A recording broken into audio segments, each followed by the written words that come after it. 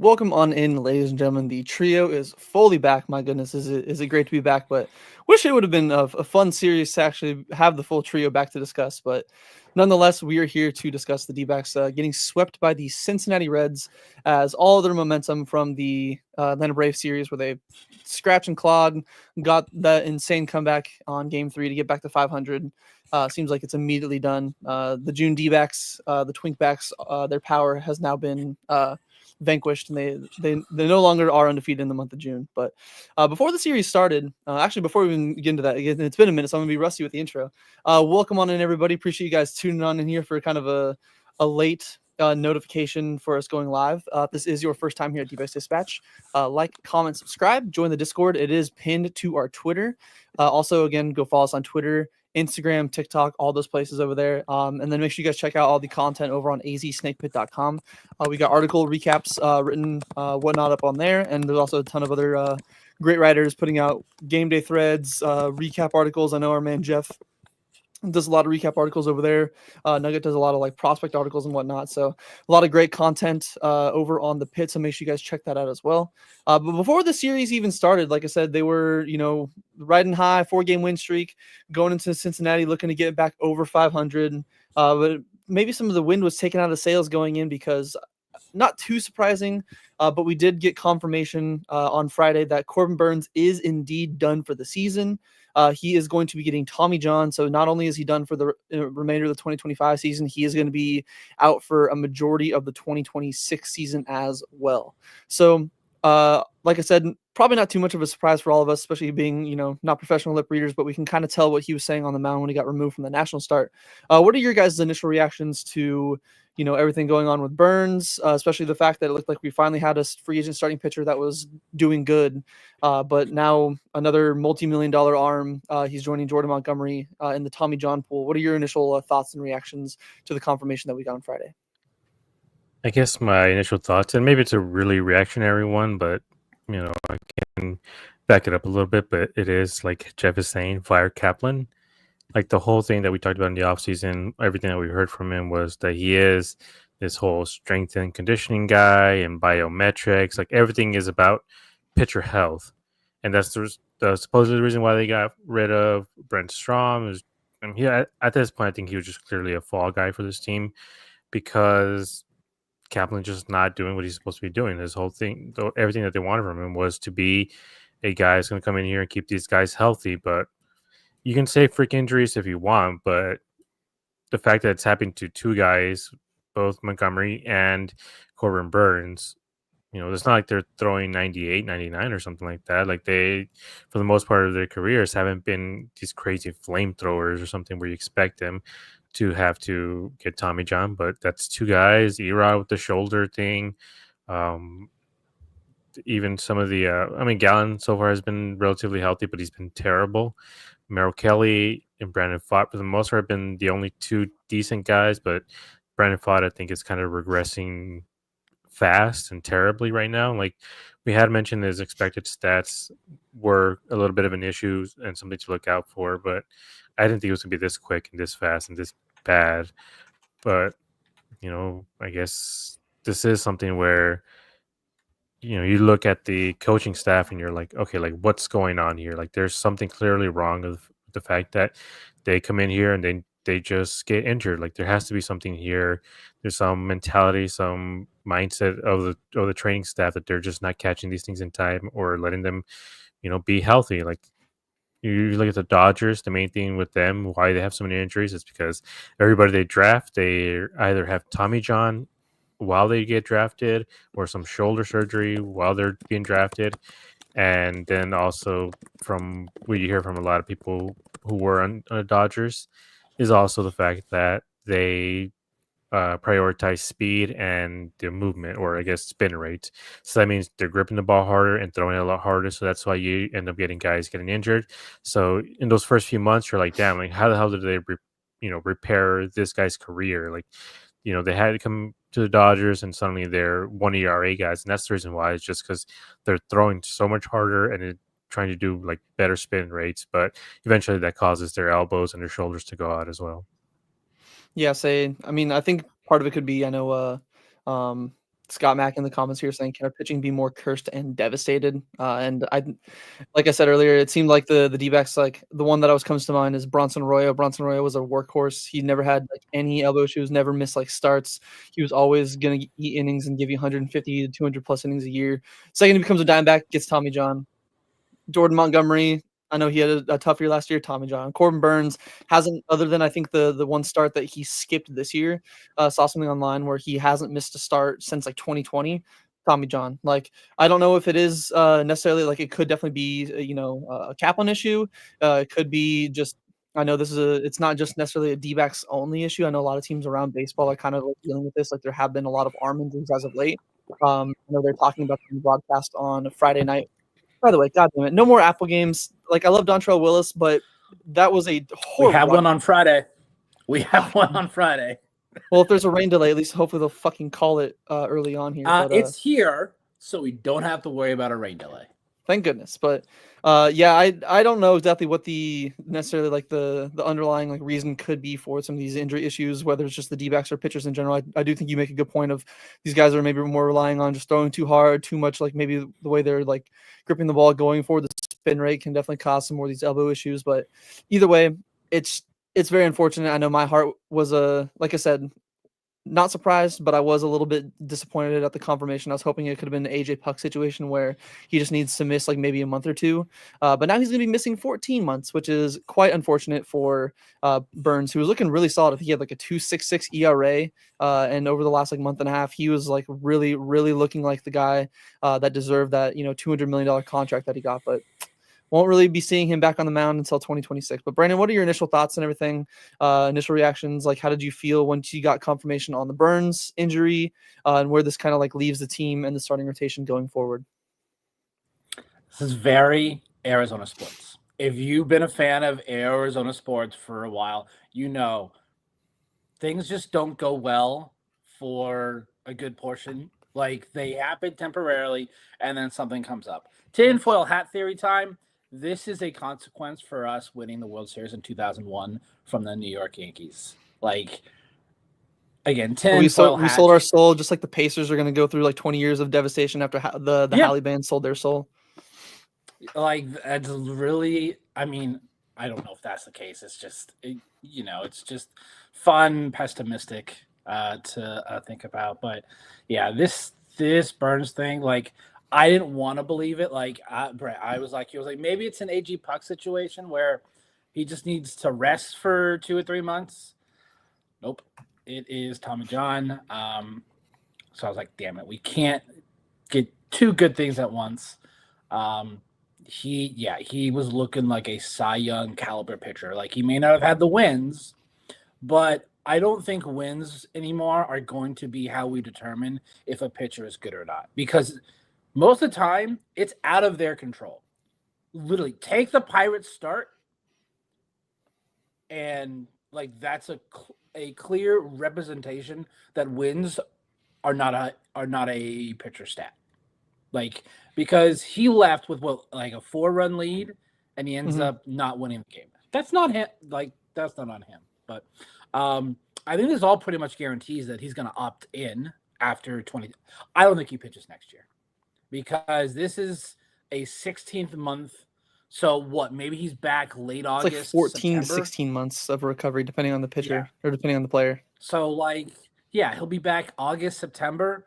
The only way he pitches in 26 is if we are in a playoff spot and we need another starting pitcher. Like, that'd be the only reason. So I truly think that he's going to opt in after that. Because that's a really big risk to opt out, and teams haven't seen a lot from you in a year and a half.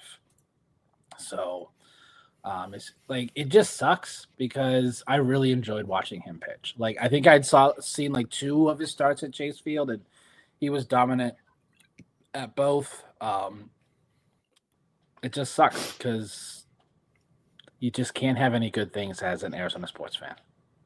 Especially with the way this team needed him. Like, we're decimated by injuries all over the team in general. But, as long as we had like an ace like him, it would have been at least, one day one game every 5 games where you're very confident you're gonna, see him hopefully get the win, or at least try to right wrongs, get them back in the win column and get some more momentum built, because the D-backs need all the momentum they possibly can. They're now behind, I think, like 5th in the wild card, or like 5 spots behind the final wild card spot. Behind like I think the Nationals, the Reds now, a couple other teams. So it's definitely slipping away a little bit, which is very unfortunate that we're not going to be having that stopper, because that's pretty much what Corbin Burns turned into. Gallon is very hit or miss, as we'll discuss his game here today in a little bit. But Gallon throughout the entire season has been very hit or miss. And he was just, that one, at least, especially over the last like month and a half, 2 months, he was that one consistent arm. Like I said, like a 2.66 ERA. There's 3 teams in front of us, by the way. 3 teams. Okay. What was it? The Nationals, Reds, Brewers, and Cardinals. So Reds, basically Brewers, the okay. NL Central. That's why this sweep hurts so much. Like, this sweep to me was like so deflated, because we were riding high. Yeah, I'm like, oh, especially after that, like, man, I rewatched those highlights from the Game 3 against the Braves and that 9th inning comeback. I watched those like 3 or 4 times, just because, again, it started to feel like, they were under 500. They finally got back to 500 because of that game, and looked like they would be carrying that momentum going into the series in Cincinnati, which I guess we can just dive on into now. Unfortunately, the gay D-backs and the Twink Power did come to an end on Friday. I guess technically Saturday, because the game did continue into Saturday because of some horrific umpire calls on, again, not even just strike zone calls. This is one time where the umpires did other mistakes that weren't just, strike zone related. But going into the game, the D-backs did go up early in game 1 on Friday, 3-0 in the 3rd off of back-to-back shots. Ketel Marte hit a 2-run shot, his 12th of the year, and then Geraldo Perdomo hit a solo shot immediately after him. Now a career high of 7 for Domo. Mr. Frog Domo should be an all-star this year. So again, make sure you guys go out and vote. Erod immediately gave up 2 of those runs in the 3rd. I believe it was a TJ Friedel home run, left the fastball basically right over the middle, made it 3-2 to Reds. That score held for most of the way. Looked like the game might be delayed at least. I know a lot of us were hoping that once they got through the 5th inning, the game would have been official, as in they played enough innings for, if the game got delayed, they could call it right there. But of course, they let it go one more inning, even though it was just pouring down the 5th inning. Christian Mena comes in, gives up a home run to Christian Encarnacio Strand, who just owned us this entire series. My goodness. Tied things up 3-3. And then the umpires, for some reason, decided, okay, now it's rained too much. And because it being a tied game, they can't, there's no ties in baseball. You got to figure it out. They ended up pushing the game back to Saturday. And then we also did get the unfortunate news that because of, the weather and all that, Mena was having a tough time gripping the ball, as we saw that pass ball that did injure Gabby on his throwing hand, which he's okay now, thankfully. But Gabby was hurt. Mena went to the IL with shoulder inflammation. Game resumed on Saturday morning, 3-3. And the D-backs just couldn't get anything going. That was just kind of the theme all day on Saturday. They went 0 for 5 with runners in scoring position. All 5 of those opportunities came in the final 4 innings of that continuation of the game. Obviously, Tim Taw was double, I believe, in the 8th inning. They couldn't bring anybody in. And then even in the 10th inning, they could not get that ghost runner home. And they got walked off in the 10th inning. Again, Christian Encarnacion Strand just seems to own us in spring training. I think he hit that bomb off Jordan Montgomery in his first outing, and just continues to rake against us. So I guess the first topic we had here is Eduardo Rodriguez did make his first start coming back from injury, and he wasn't great. It was not the $20 million kind of performance that we would want, but he wasn't terrible. It wasn't the the Erod performances that we saw of late before he went on the IL. Went 5 innings, 6 hits, 2 earned, 3 Ks, and 1 home run allowed.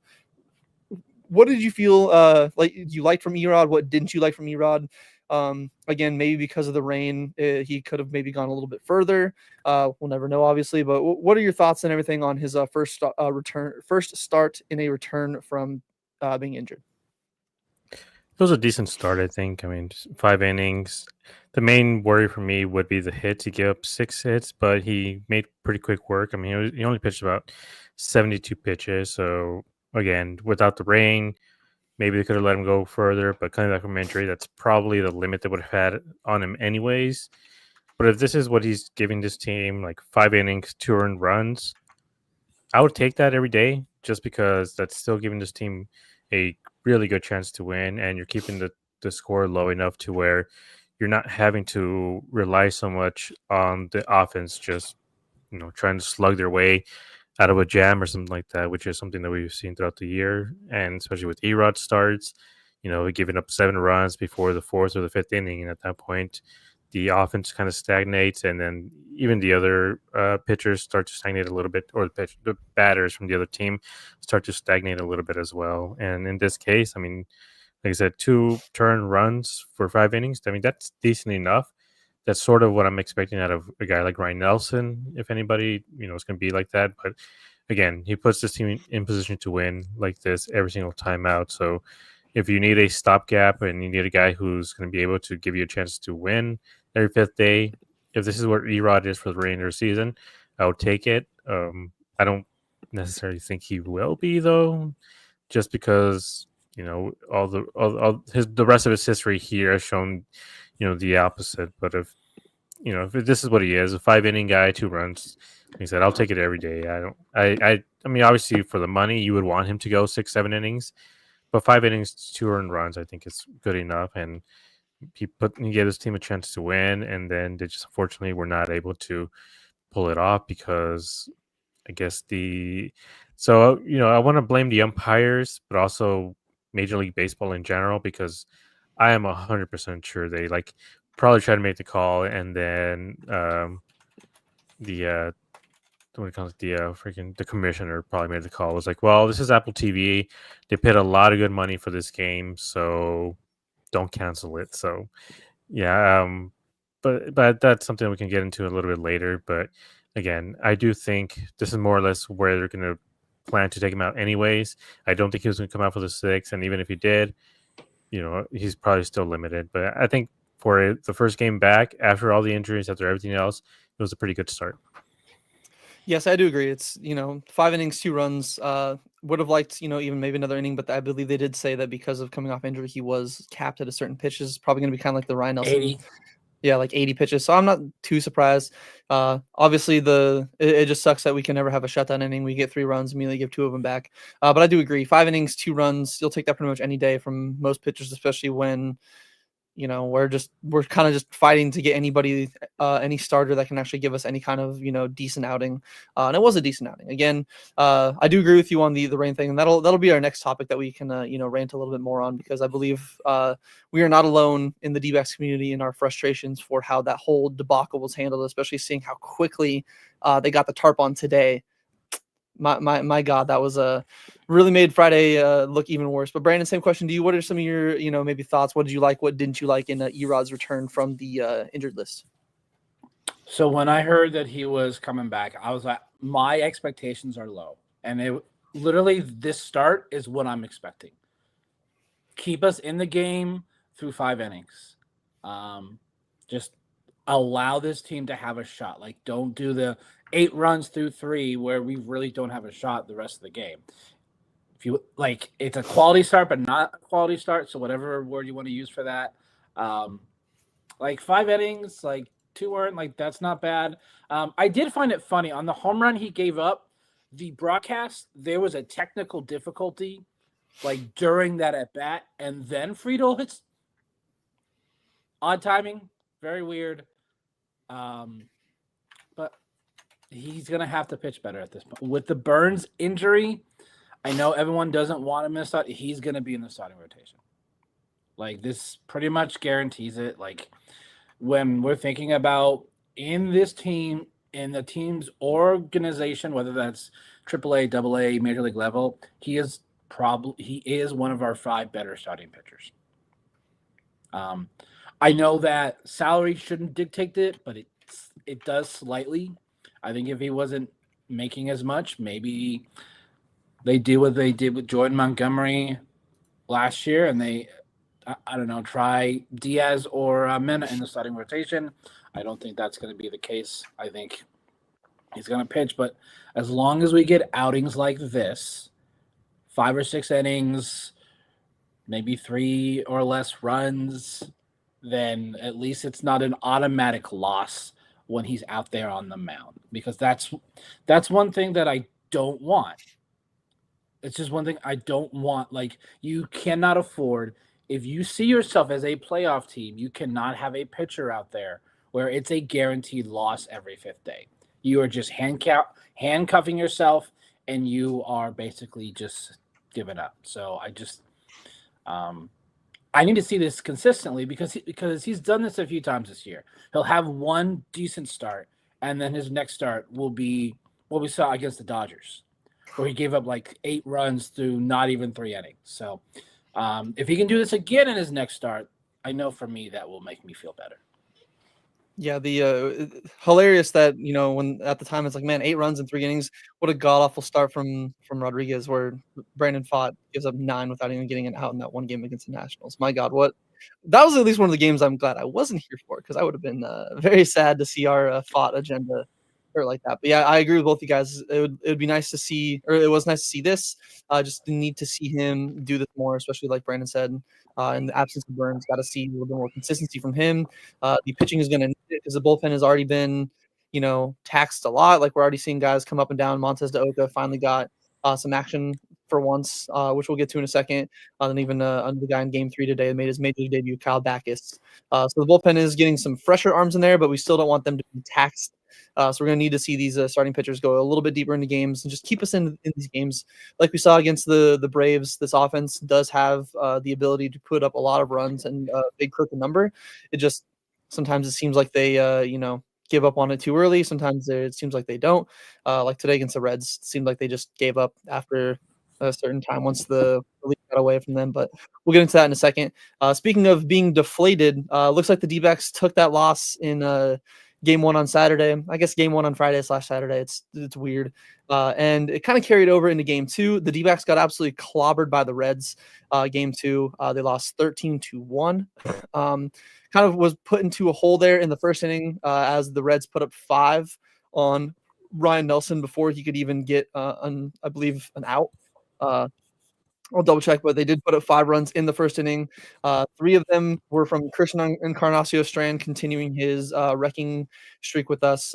Hit one 369, 103 off the bat, made it 3-0 Reds. D-backs got 1 back, their lone run of the game. Eugenio Suarez hit his 100th career home run in that ballpark. Longtime Red. I know there's a lot of Reds fans that were at least happy to see that, especially considering the fact that it didn't really impact the outcome of the game. But then the D-backs just, from that point on, they just were lifeless, especially Gavin Lux hit a grand slam, made it 10-1. And like I said, they had a total of 7 hits. Most of the offense was just lifeless. They didn't really seem like they were. I mean, again, it sucks because we saw they can put up 7 against the Braves, and it's not like the Reds have an insane bullpen. I believe they've got a pretty tough one as well. They've had some unfortunate luck, but in this game, speaking of bullpen, Kendall Graveman, 1 inning, 5 hits, 6 earned runs, 2 walks, 1 home run allowed. I believe it was that grand slam to Lux. We did get to see at least some decent names out of here. Christian Montes de Oca did get to make his major league debut. Finally got to pitch this time after being called up before and sent back down before even seeing the mound. He went 2 2/3, kind of ate some innings there when we needed it. 1 walk and did get 2 strikeouts. Jeff Brigham, a third of an inning, you're going to have to see more of him before we can, decide if he's actually going to be good or not.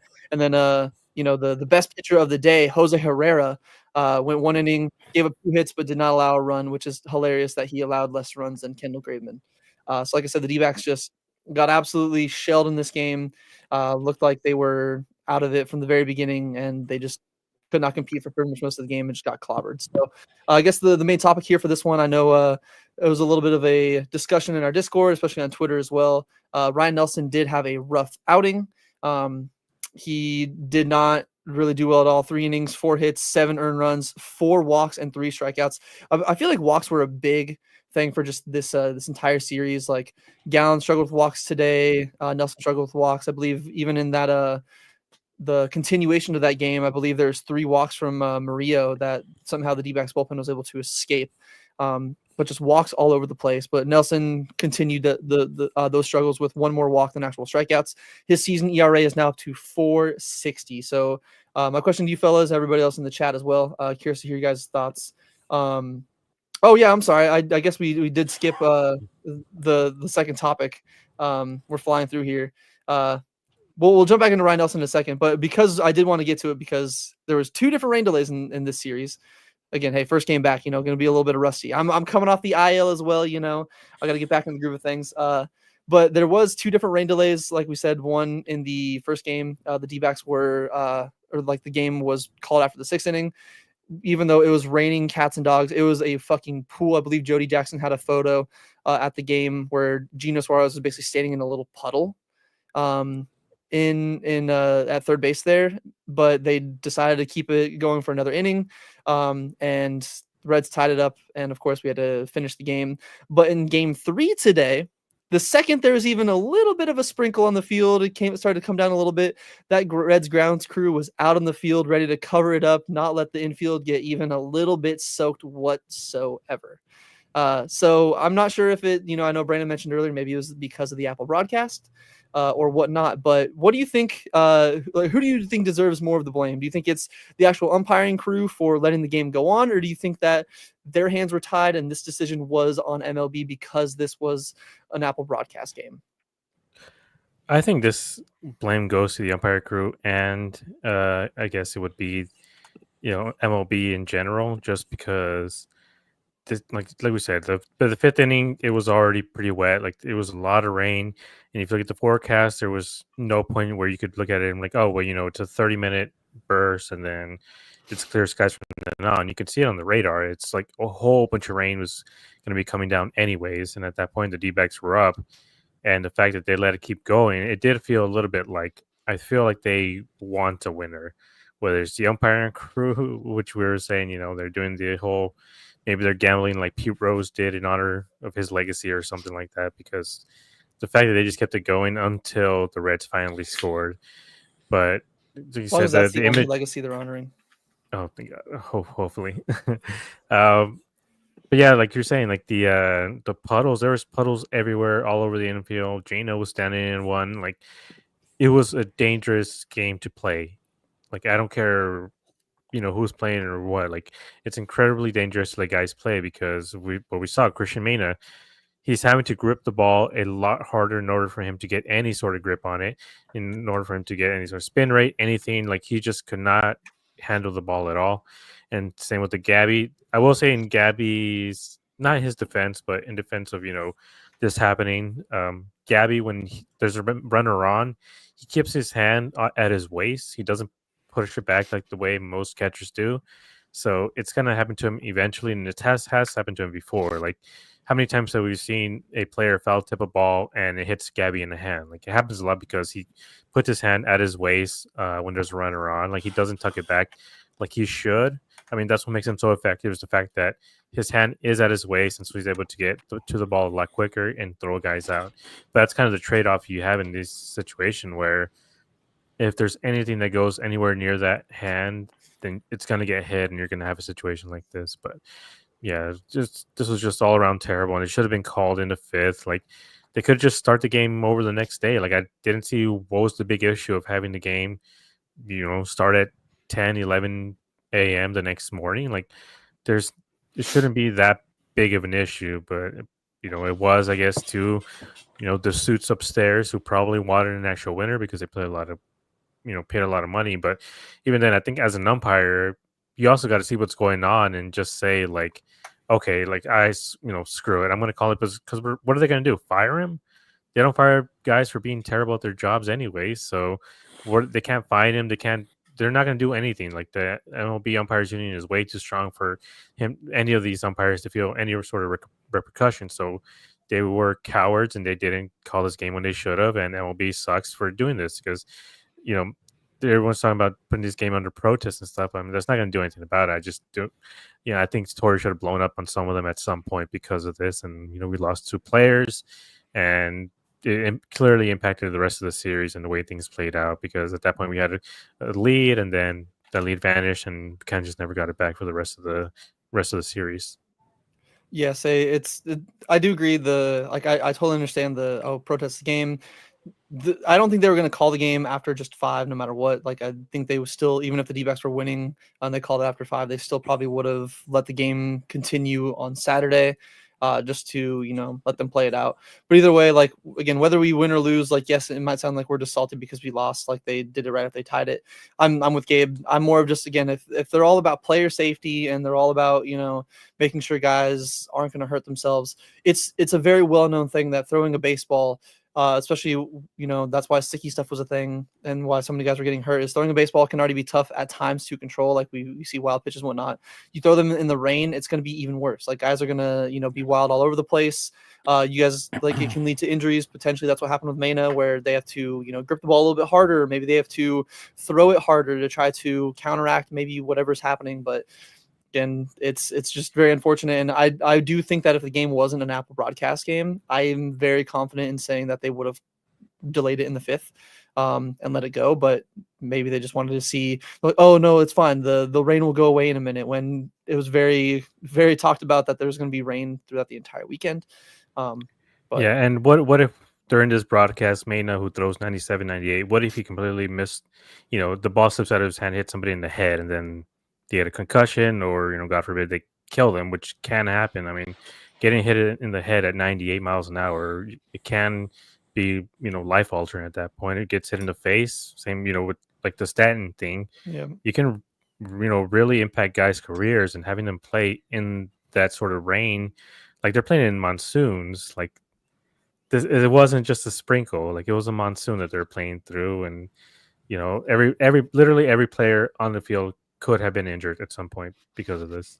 Yeah, especially whether it's base running, a fielder, anything. It was very piss poor managing. And I know a lot of people online were like, "Oh, the Reds have nothing to do with this. This is all in the umpires." I'm like, I don't care. It's whether it was the umpires or whatnot. I do think that it was a little bit of both. I think the umpires, knowing that making makeup games are a lot tougher now with the new schedule, and then plus the fact that it's going to be raining all weekend, they probably didn't want a chance of doubleheader, but they had to anyway.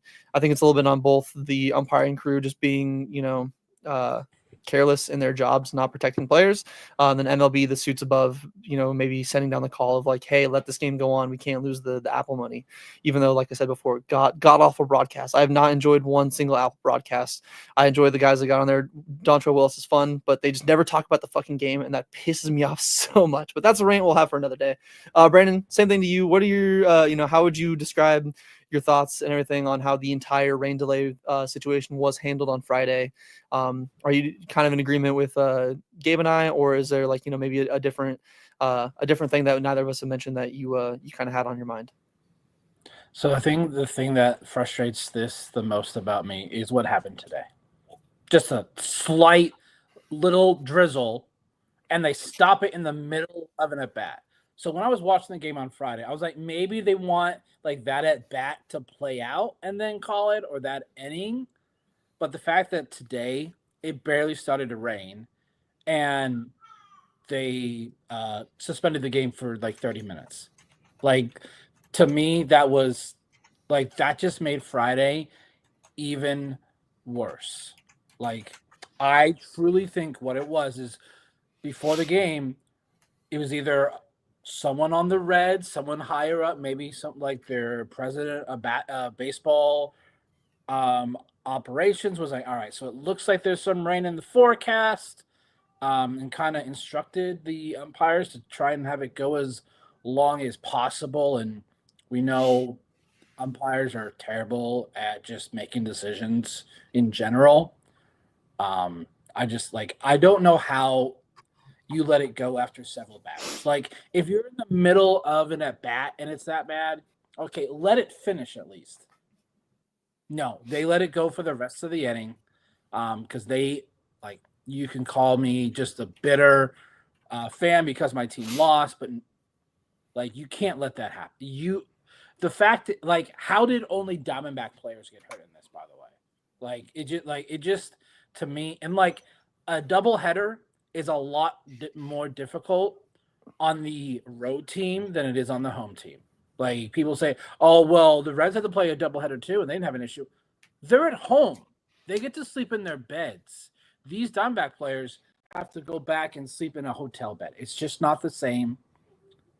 It's like this whole thing just, again, baseball, Major League Baseball, the commissioner's office is just so behind, and they take forever to make decisions. Like, I'm glad that Gabby's injury is not as bad as it definitely seemed like it was, because his hand was really swollen. It looks like today it was a whole lot better, so he'll probably be good to go on Monday, which is a good thing. And the whole thing with Christian Mena, like, I truly think because the ball was a lot more wet than it normally is when it's dry, caused him to have to throw the ball more, and that's what caused the inflammation in was it his shoulder or his elbow? It was his shoulder, right? Yeah, shoulder inflammation. Yeah, like, and everyone wants to blame that on Kaplan and the trainers, but I'm like, no, that one for me is purely on all of the rain and the ball being so wet. And like on that last play in the 6th inning, literally you can see the entire infield is wet. I'm like, this is so bad. Like, Yeah, that I was furious. Yeah, that whole situation was just handled very piss poorly. And I feel like it's, shame on MLB, shame on the umpiring crew, especially like Brandon said, and considering how on today's game they stopped it in the middle of at bat. I believe Gabe might have put out the joke where it's like, oh, so they can, it's like when the Reds are pitching in a rain delay, it's like, oh, you poor little thing, you come over here. It's like, but when the D-backs are pitching in rain, it's like, you fucking donkey. Like they just, maybe we're mostly just trying to make jokes. Maybe it's cope, whatever they want to say it is. But I do think that the entire situation was handled very poorly. And it's a shame on MLB, and hopefully they do better in the future going forward. But unfortunately, the D-backs did not do better in game 2. Like I said, already brought up all the stats, lost 13-1, just got manhandled by the Reds all game. Some bright spots with Montez Doka making his major league debut. Jose Herrera joining Pavin Smith as apparently the best bullpen pitchers the D-backs have, I guess. But the big thing that stuck out to a lot of us, Ryan Nelson, just could not control the ball when he did get it in the zone, left it over the middle, and was just giving up too much hard contact and just struggled all game. So my question to you, gentlemen, everyone in the comments as well. Curious to hear your thoughts on this, but what exactly stuck out to you from Ryan Nelson? Do you think that this could be, part of the inconsistency of jumping back and forth between being bullpen arm, starting arm, bullpen arm, starting arm? Or do you think it was just generally one of those days, just like a lot of starting pitchers where they don't have it and, they just kind of get shelled? I personally would blame it on the fact that they just keep moving him up and down in the rotation. Like, I tweeted out like they should have a plan for these guys. Clearly, there's no real plan for any of these guys, specifically Ryan. Like they wanted him as a long reliever, and now they're talking about how they want to shore up his outings and make him a back end guy. And it's like you don't do that to a guy who's been a very good starting pitcher for, I guess there would be like 20-something starts now, that counting from halfway through last year. He's been one of the better starting pitchers that the Diamondbacks have had. And I don't understand why they kind of insist on him just not being able to have that job that he rightfully deserves. And I understand that he is kind of the odd man out in a lot of ways, but that's why at the beginning of the year I kind of suggested, like, if you're not going to have him as a starter in the major leagues, put him in Reno as a major league starter just in case something happens. They can call him up, and then he can just be on the roster in the meantime. Then you can just send him back down. It just depends on how things go. And the Corbin Burns injury, even Erod, like there's so many points in this season where if he would have been in Reno, I think this team would have been fine putting him, in the starting rotation. But instead, they just kind of just keep reducing his role, then extending it, reducing and extending. It's like that meme from The Office, snip, snap, snip, snap. Like you can't do that to a guy and expect there not to be repercussions. Like his last starts, I mean, he's been excellent. Against the Dodgers, he went 5 innings and 1 run. Against Pittsburgh, he went 6 2/3, no runs. Then in Washington, I believe he came in as a relief role. So he hasn't started a game since May 26th. We're in June 7th now, or this was June 7th. So that's what, 11, 12? Yeah, like 12 days, 2 weeks in between starts.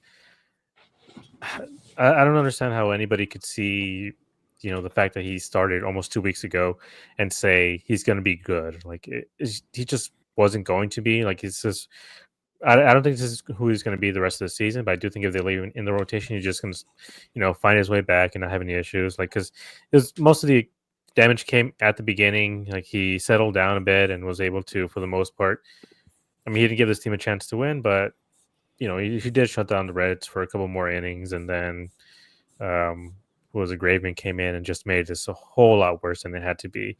But yeah, I do think it's the way that they've been managing him, or I guess mismanaging him and his starts. Like either he's a starter in the major leagues or he's a starter in Reno. He is not a long reliever. He is not a back end reliever. Yeah, I agree. Like, and again, I know there was a discussion in our Discord where it's like, oh well, define roles. Some people think they're stupid. Some people think it's like, oh well, when things happen, their roles change because that's just what happens. But I do agree. Like, I would rather have them decide whether they're a starting pitcher or bullpen arm, and just not go back and forth. Like, it's just pitchers especially are very routine oriented, and I think it could be a big key. I think it's more of just he just wasn't on his game today, which is on his game yesterday, which is unfortunate. But I do think there is at least a little bit that could be with the fact that just was kind of back and forth from being bullpen, not bullpen, bullpen, not bullpen. But even like you said, at least shut down the Reds for a little bit. Brandon even said in our group chat, the D-backs did have a chance to get back in the game, tie it up. They just kind of the continuing theme. When they're hot, they'll have games, or like when they're clicking, they'll have games like against the Braves where they'll put up 7 in an inning. They'll just have clutch hits where they don't need to have home runs. But then you get into a series like today, like I believe every single run that they got, or only one run this series was not from a home run, and that was the Corbin Carroll RBI single that made it 2-0 in today's game. Other than that, they're just really home run reliant, and they just could not capitalize. They had their chances, but they just didn't. But it's very unfortunate because even if they did tie it up with the way this bullpen's been going, it probably still would have been 13-5, 13-6. Could have been the same outcome in the end, no matter what, especially with how Graveman's been pitching. Because like an 8 ERA now, my goodness. But Brandon, same thing to you. Do you think that this was just kind of a day that all starting pitchers have where they're just not on their game, and Nelson just kind of struggled? Or do you think it's, kind of like on the same thought process as Gabe, where it kind of more attributes to the fact that he's been, bounced back and forth from being a long relief bullpen guy to an actual member of the starting rotation? So this one's kind of tough for me because his command wasn't really that great in the first inning. That's kind of what I noticed. So I feel like like him going back and forth between starter, long reliever, middle leverage, I don't think that had anything to do with this start. He just didn't have it in the start. Like his command in it, because after the first, he pitched pretty well. Like he just had that really bad first inning. He had 2 walks, and then freaking CES is just like. And what sucks on that home run, it wasn't even a bad pitch. Like for me, it's when it's a meatball pitch, that's when I get worried. No, it wasn't a bad pitch. It was like 2 inches on the inside corner. So it's not a meatball pitch, but it's definitely a pitch that if you have someone very strong, like CES is, he can hit it out, and he did. And just that's a very deflating feeling right then. 3 runs, and then he just little things here and there throughout the rest of that first. Like he was at I think 37 pitches in the first inning, and like right then I was like, he'll be lucky if he makes it through 3 or 4 innings. He made it 3 and 3 plus, because he gave up a walk and a single. And then, yeah, Graveman didn't have it. And again, Gavin Lux this entire series was ambushing the first pitch almost every single time.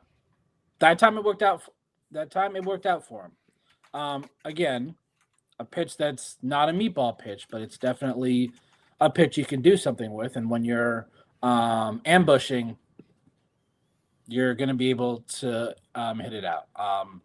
Now, Graveman's ERA before this wasn't actually that bad. Yeah, it was plus not too many outings. It's kind of small. Correct. Yeah, because he hasn't had a lot. Yeah, when you have a blow up outing, when you give up 6 or 7, it's going to take him probably the rest of the season to get that ERA down. I don't know if I want him because he hasn't exactly been yes, his ERA was low, but he just didn't look that great in those outings. So I don't know how much longer I'm comfortable with him coming in to pitch, because it just feels like give him lower leverage situations to kind of build up the confidence again. Yeah, I don't know. Like, would I rather have him or Thompson? And the answer is neither. To be honest, like A I'd rather bullet both of them inside of a barrel with a gun is sorry. like medium and low leverage for both of them, please. Like I'd rather have someone. To be honest, I'd rather have Montez de Oca pitch over those two because he looked really good in his 3 innings that he pitched on Saturday. I was like as soon as I saw he was warming up, I'm like, yeah, he gets a chance to pitch this time. Yeah, so hopefully he gets congrats to for stay him. in the bullpen going forward because whether He actually got sent down because he was the 27th man for oh that's right. header. I'm like, send down Mario. Yeah, I For was a little the, surprised by that too. He's got like almost a 6 ERA now. He had I'm a few wondering, solid starts or but appearances when what he I'm started. wondering is because he was the 27th man, he has to be sent down I think he has regardless. to. So, but now he can't. Well, that's not the same as him being optioned to make room. So I'm wondering if he could come back because Mario doesn't have it right now. He cannot find the strike zone. No, he cannot. He was way too wild. And again, that's just I know walks are a part of baseball. Sometimes you got to tip your cap to the team by not chasing those pitches, but they weren't even borderline competitive pitches for a lot of his outing. And that's just, dude, walks piss me off more than anything. No matter what it is, I'd rather have the opposing team, get 2 singles and then hit a 3-run bomb. I'd rather have them, single you to death, double extra base hit you to death, actually just hit home runs and slug them. I'd rather have it knowing like whether they were a pitch on the tee that we saw Gallon throw a few today, whether they're terrible pitches or not. I'd rather have it be the other team executing and not you just giving them free base runners because that pisses me off more than anything.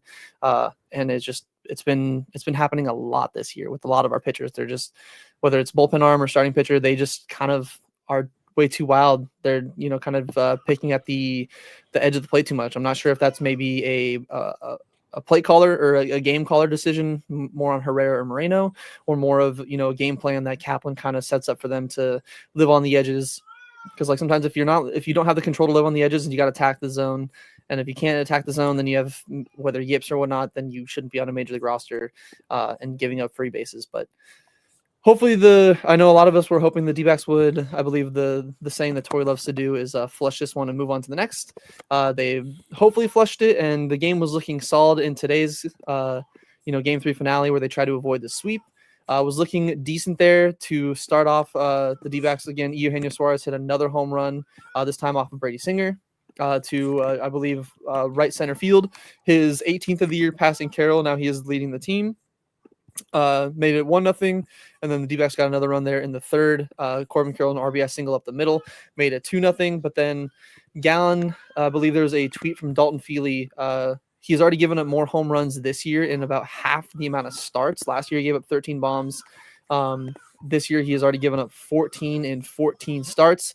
All of the runs the Reds got today were via the home run ball. He gave up a home run to Christian Encarnacion Strand, which again, he tipped the cap to him. That wasn't even a terrible curveball. Yes, maybe it was supposed to be in the dirt, but he just, a pitch right below the zone, below the knees, just pulled it out of here, made it 2-1. Cannot say the same thing for the home run that Gallon gave up to Jose Trevino, who is not the greatest hitter. Again, still a major league hitter, but he's hitting 304 on the year, so he's not terrible. But a pitch right on the tee for him, tied it up at 2-2. Then, of course, we had the rain delay. That they were so quick to get on in the middle of the at-bat there. Game resumed. Surprisingly, Zach Gallen did continue to pitch there. I know his pitch count was pretty low, so he went out there, was looking really solid, gave us 6 innings of 2-run ball, was looking good. 7th inning, got 2 quick outs, but then unfortunately a single and then a slider that he just hung to Matt McClain. Could have been a D-back if he just didn't decide to go back to college, I believe. Man, him and Scooble, what this team could be if we had Scooble, but that's just living in a different reality. Matt McClain did give that 2-run bomb, give the Reds the 4-2 lead, and then the D-backs at that point literally did nothing. I don't think they got a single hit. I'm checking right now the box score to see. Looked like once they made it, now the D-backs, they got, they went 1-2-3 in the very next 2 innings. They didn't even, put up any kind of fight. And they do fail to avoid the sweep. Like I said, wins this series at 500, and now they are 3 games under 500, and sitting at 31 and 34 with not the best hopes coming back to the desert where they get to face the Mariners now, which is very unfortunate. But I guess the main topic here, like I said earlier, Dalton Feely had the tweet, but Zach Gallen just continues to give up home runs. It seems like he is getting bit in the ass. It's almost like Brandon Pfaadt passed those home run troubles onto Zach. 14 home runs in 14 starts this year, obviously 3 today. Kind of hurts those numbers a little bit, but that is a lot of long balls for Gallen to surrender, and he is not looking too good. He's already got a 5.15 ERA. I'm not sure. I know Gabe's made it jokes before, but his free agent numbers are not going to be what I imagine him or Scott Boras planned on even just 2 years ago. 4.8, 5.15 ERA with a 1.33 WHIP in 80 innings pitched this year is not the Zach Gallen that we hoped, and especially imagine how bad his ERA would be if not for those 2 starts against New York teams, which maybe he's just auditioning for them. But what are your guys' thoughts on Gallen, struggling to keep the ball in the yard? And I know it's not a terrible start overall, did give us some length, but in the end, just could not do enough to get the D-backs the win here. What are your thoughts on just in general his struggles this year, and then the home run ball kind of biting him in the ass? So I think for the most part, he has to get rid of the slider. That slider is not it. The 2-run home run that he gave up today was off of a slider, and some of the other starts as well. The main home runs are coming off of the slider. I know a couple of home runs I think were on curveballs, but they were down in the zone, but they just timed them up perfectly. Like just gave him just enough of space in order for him to hit it. Like he should have spiked it, he didn't. And he, like I said, he wasn't down the middle or anything. It was like 4 inches down below the zone, but they were just able to muscle it out of the ballpark. For the most part, I think the slider. I think the slider has been such a huge problem for him. He has no command of that pitch. He just hangs it so much. I mean, that was the only home run that they hit off of him that he actually hung. Everything else was well below the zone. The fastball to And I Trevino think, was on a tee, though. That was literally down the yeah, middle. yeah. But I think that's what he has to do. I think he has to focus on the fastball, which his fastball looked very good. I think the umpire did screw him a lot in this game when he was painting the corners. He just wasn't getting the calls. But again, you have to be a little bit better than that and adjust, which he, for the most part, was. I mean, 6 2/3. That's when, the final hit and then the home run came. But again, I just think the slider has to go. Like I think he needs to focus on the fastball, cutter, change, and the curveball. Like he has 4 really good pitches just right there. You need to get rid of the slider because the slider is giving him a lot of problems this season. He threw 3 today, and one of them was that home run. So I do think that's something he has to move away from. Focus more on the fastball and changeup. And I do think he's going to look a little bit better as the season goes on. But again, I wouldn't put everything on him either. I mean, this team scored 2 runs, and like he would have had to be perfect the rest of the way in order for this team to have a fighting chance. And he wasn't, but also the offense. This scored 3 runs in 18 innings. That's it. 3 runs in 18 innings is terrible. You need to have 2 guys go back to back with shutout games. And it's just not going to happen. So this offense has to be a lot better than it was. Like I counted, they had 15 or 16 base runners total in these 2 games, and they only had 3 runs, and they were all basically off of the homers, other than the Corbin single that scored in Alec.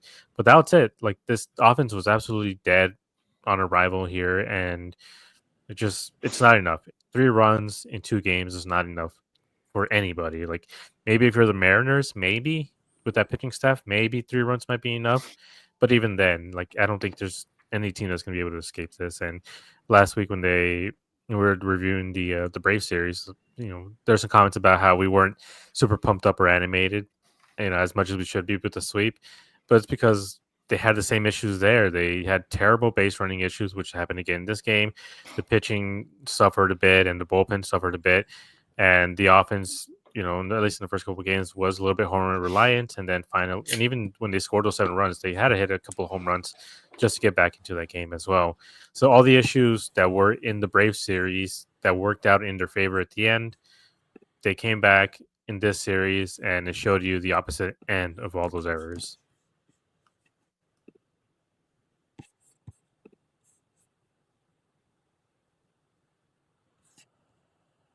Is he muted?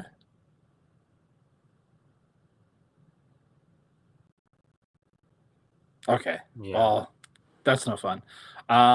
But yeah, There we go. And unmuted. There we go. Okay. I opened up another NA, and I guess the moisture on my hand, my mic did not like. But yeah, I do agree. It is tough. I think the slider does need to either be reworked, maybe not use as much, kind of find the whatever grip, because that was one of his better, or at least one of the pitches that made his fastball and his changeup and curveball such a deadly combinations, because he did have that fourth really solid pitch. Has not been there for him as of late, but I do agree that the offense is to blame a little bit. They just disappeared for basically this entire series, like in a ballpark that's talked about for being such a run producing environment. That's all they talked about in all three games on the broadcast, even the Apple broadcast, just how it's a home run ballpark, hitters ballpark. They just could not put up runs. Like less than 3 runs in each one of these games is a little bit sad. And yes, the Reds are still a solid team. They're still a Major League Baseball team, but like that's just disappointing to see them borderline fail to even really show up the series. And kind of I don't know. It kind of reminds me of I know it's completely different, but like my high school team back in the day, where it's like they get in their own way, where they're just, in their own heads at the plate. They're trying to be the hero in every single at bat instead of just, taking every AB one by one. They're trying to do way too much and win the game in one swing when, you can't. And we saw that, like, it's like they clicked in that Brave series where like sometimes it's a team event or it's a team effort where you gotta stack up hits on hits on hits, have those big crooked innings, but we just continuously just cannot get those big hits in clutch situations that would swing a game in our favor. And I think that really reared its ugly head in especially this game today. There's a few chances to pad that 2-0 lead, and they just couldn't do it. But Brandon, same question to you. Are you kind of on the same boat with Gabe on the slider being a pitch that Gallen needs to get rid of? Do you think that there's anything else that could be necessarily contributing to his home run problem?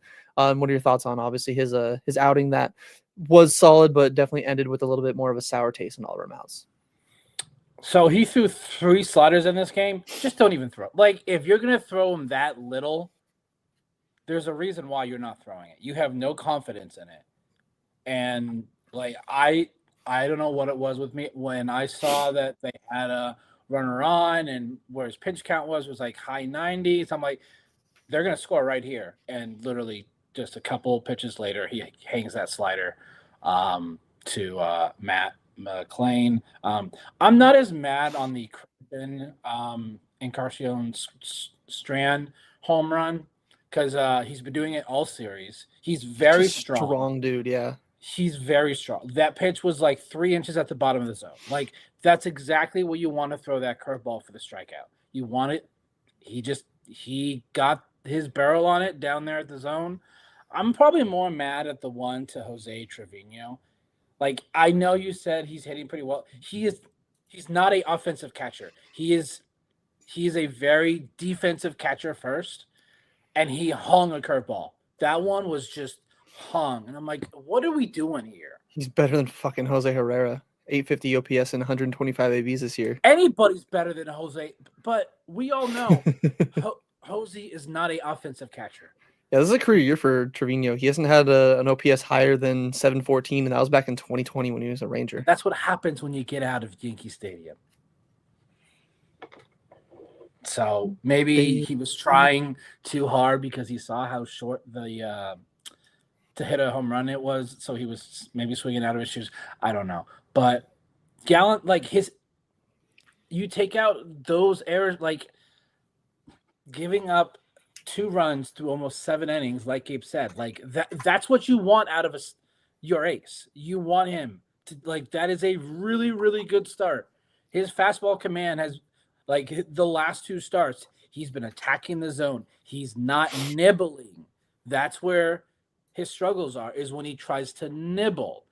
And he does that because he's like, offense isn't helping out. But, like, this game was, yeah. Like, I'm sorry, in a ballpark that is notorious for just giving up runs in general, you score 3 runs in literally 24 hours is disrespectful, especially when you look at, like, offensively in every stat, they're like top 5. So how do you, like, like, that cannot happen. Like, it's 1 step forward, 2 steps back. That's exactly what this series was.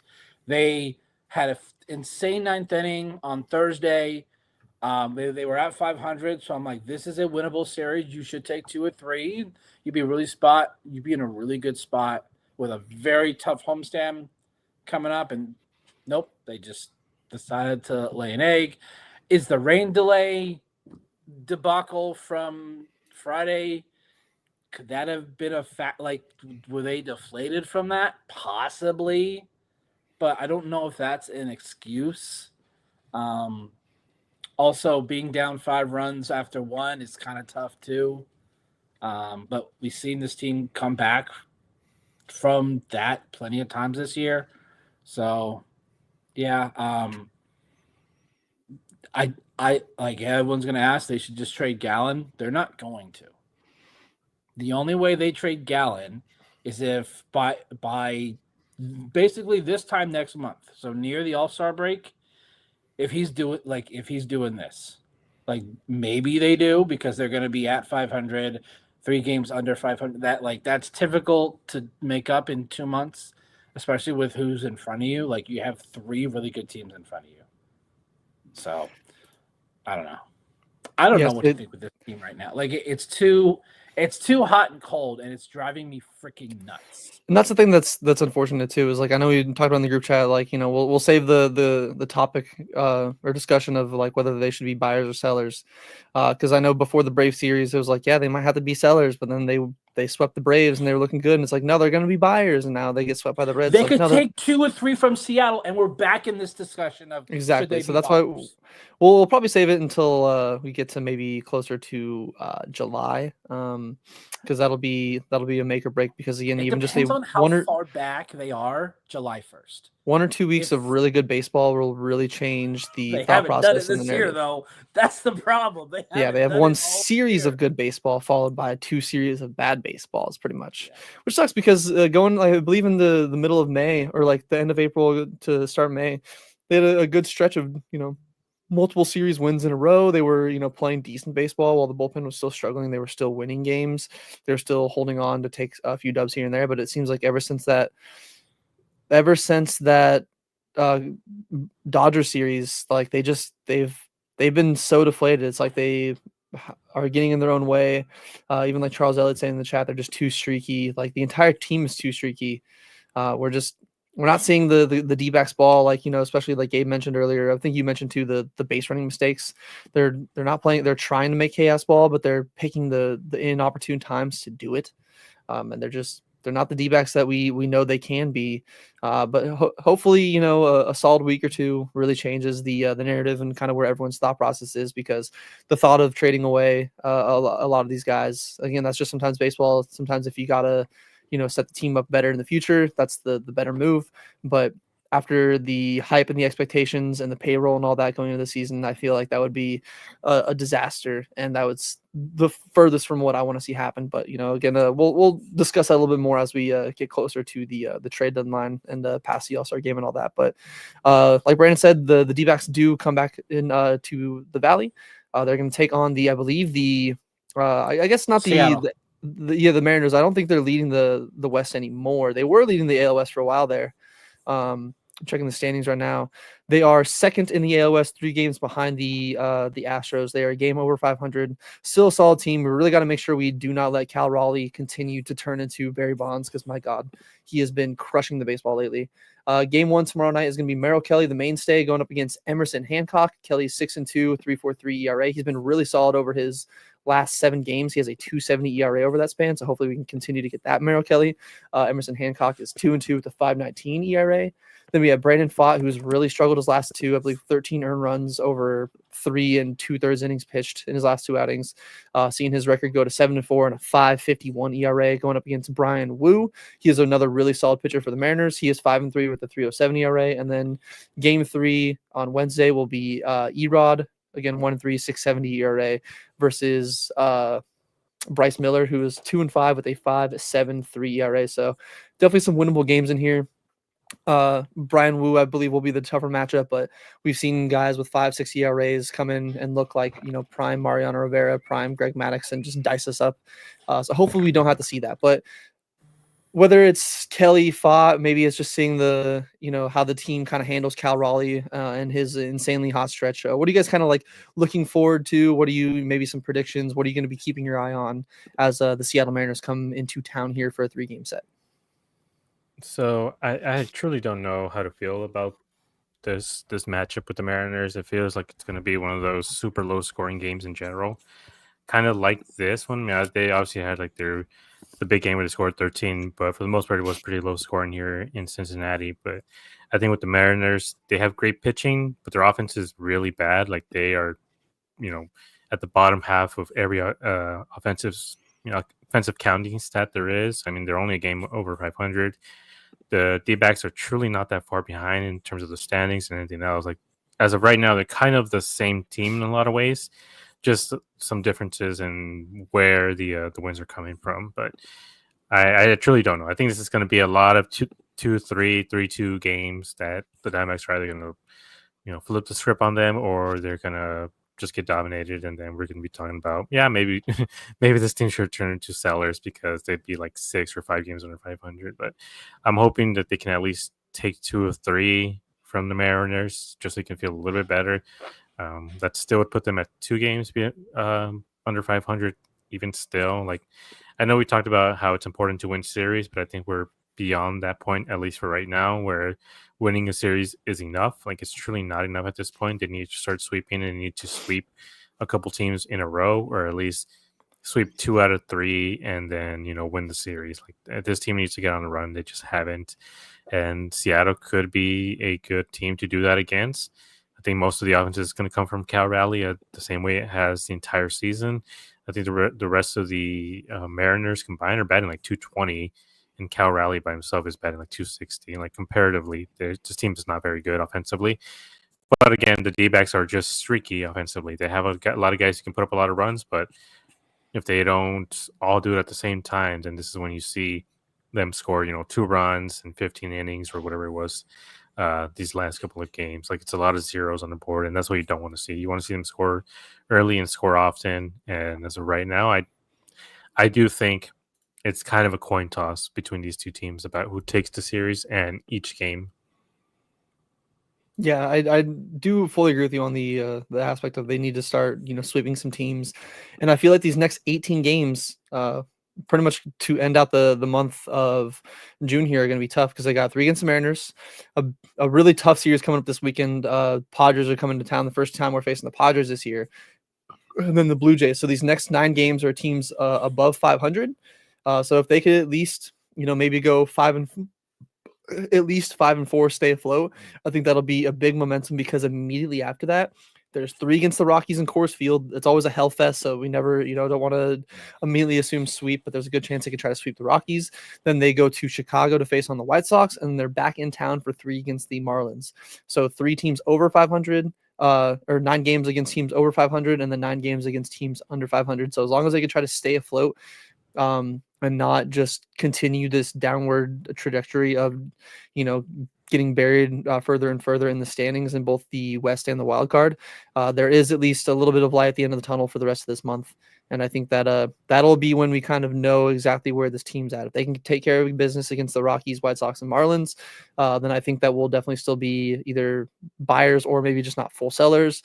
But if not, then it might be a sad June, or a sad July, August, and September. But Brandon, same thing to you. Coming into this series against the Mariners, whether it's the pitching matchups, whether it's, like Gabe said, kind of looking at some of the offense, because of outside of Cal Raleigh, the Mariners aren't the best slugging team, but they still got some pop in their lineup here and there. What are you going to be looking out for? What are you going to kind of be keeping your eye on things, or who are you going to be keeping an eye on, and maybe some predictions, whatnot? What do you feel like is going to be going down for the series? For me, the biggest thing is I just need a decent Fott start. If he can at least go 5 innings, 4 runs or less, then I'm all right. So it sounds like he may have fixed whatever the issue was. But if we see another 3-4 run inning in this start, I'm gonna really start being concerned with Fott, because he was. Before that national start, he had pitched really, really well this year. Like, the fact that his ERA has skyrocketed in like 2 weeks is something that's very concerning to me. I know Kelly's going to pitch well tomorrow. I'm not worried about that, and kind of what we already discussed with Erod. Just keep the team in the game. Both of these teams are like very similar. Like they both score like a decent amount, or basically they score as much as what they give up. Like I know we lost 13-1 on Saturday, so that kind of skews our run differential because that's 12 runs right there. We're at minus 18 right now, so that kind of skewed that number a little bit. Like we were talking about, this team needs to go on streaks, and I really thought they were going to after that game on Thursday. I thought this offense couldn't have any more confidence then, and like they started really well against the Reds. Like had the Marte homer followed by the Jerry homer back to back. Like we were up 3-0, and then that ridiculous TJ Friedel homer. So I think this team isn't going to be buyers or sellers. I think it's going to be one of those things where they're both. For me, it's if you basically get to 500 by the end of the month. If you can be at or near 500 by the end of the month, then they can be both. So a sweep would be nice, but I'm not holding my breath after the last 36 hours. Yeah, just play better baseball. Show us a little bit of the D-backs team that we saw for a lot of April, early May, and not this D-backs team that we've seen over the last 2-3 weeks, because it's been a little depressing to watch at times. But either way, no matter what, whether win or loss, we will be here. You guys can expect to see us for another series review for that Mariners series. Again, appreciate each and every one of you guys for tuning on in here. Again, if this is your first time, like, comment, subscribe on the YouTube. It does help a lot. Join the Discord. It's linked on our Twitter profile, which if you're not on Twitter, make a Twitter. Go over there. Gabe's got banger memes posted on there like pretty much 24/7. Follows on IG, TikTok as well. And then, like I said at the beginning of the show, go over to azsnakepit.com, join the community over there and see what kind of great writers and great content they have over there, because whether you like prospects, whether you like deep dives, whether you like analysis and reviews and stuff like that, there's a little bit of everything for everybody over there. So again, that is azsnakepit.com. But like I said, the trio here will be back on either Wednesday or Thursday, depending on our schedules, to review the Seattle Mariners series, which hopefully we'll have better things to talk about, but we'll see you guys then. Take it easy.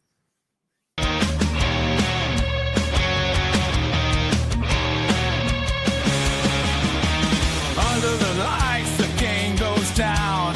Desert heat, but we own this town. Brett and Gabe on the call, with Josh in the back, bringing it up.